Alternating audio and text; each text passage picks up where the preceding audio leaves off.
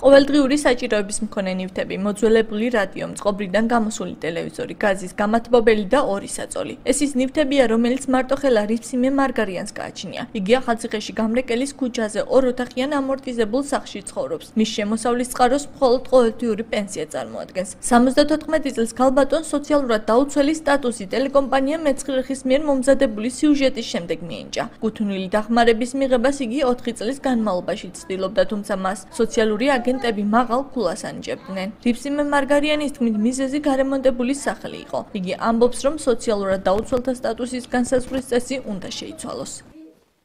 სინიალე мне დახმარება. მერე წავედი რამდენი ისქნა, ქულები ბევრია. მოვიდნენ სახლში ნახავენ, წავიდნენ, ქულები იმდენი ბევრი დაწერებენ, რომ ვინც კიდე იყოს, მარტო ჩემთვის არ ვეწვით, საცხალი ადამიანისთვის მე არა სხვა, ჩემზეც უფრო უარესებიც არის. სულ ყველა ცოდვაა, შვილო. გაეროს ბავშვთა ფონდის მიერ ჩატარებულმა კვლევამ აჩვენა, რომ სამართლიანი სოციალური მომსახურებისათვის ძირითადი ორიენტირი სწორედ ოჯახის შემოსავალი უნდა იყოს და დახმარების ხელმისაწვდომობისათვის სხვა ბარიერები უნდა მოიხსნას. საქართველოს შრომის ჯანმრთელობისა და სოციალური დაცვის მინისტრის თქმით, ამასთან დაკავშირებით სამუშაოები უკვე დაწყებულია და სოციალურად დაუცველთა სტატუსის განსაზღვრის წესი შეიცვლება. დავით სერგენკოს განმარტებით, ბაზაში მოსახვედრად მთავარი კრიტერიუმი არა საყოფაცხოვრებო ნივთები, არამედ ოჯახის შემოსავალი იქნება.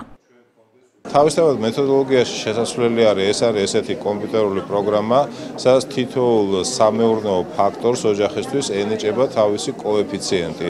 ეს კოეფიციენტები არის გადასახედი და ნაწილი საერთოდ ამოსაღები ამ ქულის მინიჭების პროგრამიდან. ამაზე უკვე მიდის მუშაობა და იმედი მაქვს, რომ ეს სამუშაო მალე და ეფექტურად დასრულდება. არის ისეთი ოჯახები, რომლებიც თავისი შესაძლებლობებიდან გამომდინარე ობიექტურად უნდა ხვდებოდნენ ამ ბაზაში, თუმცა მეთოდოლოგია ძველია, უკვე მოძველებულია და მეთოდოლოგია არ იძლევა ამის საშუალებას, მაგრამ უახლოეს მომავალში ეს შეიცვლება და ყველას შესაბამისად მიეცემა თავისი დახმარება, ვისაც ეკუთვნის.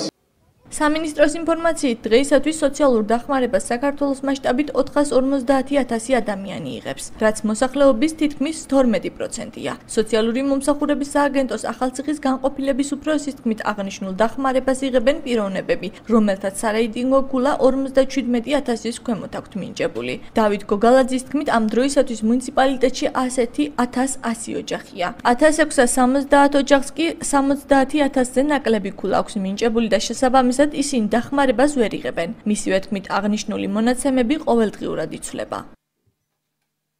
სოციალური აგენტი მიდის ოჯახში, ავსებს დეკლარაციას ოჯახის წარმოადგენლის სიტყვებიდან. ეს მონაცემები ჩვენს ოპერატორებს შეყავთ პროგრამაში, ამისთვის არსებობს სპეციალური პროგრამა და ერთი თვის მერე ჩვენ ვგებულობთ ამ ოჯახის შესაბამის სარეიტინგო ქულას. ეს სარეიტინგო ქულა არის განსაზღვრული იმისა, მიიღებს თუ არა ოჯახი დახმარებას.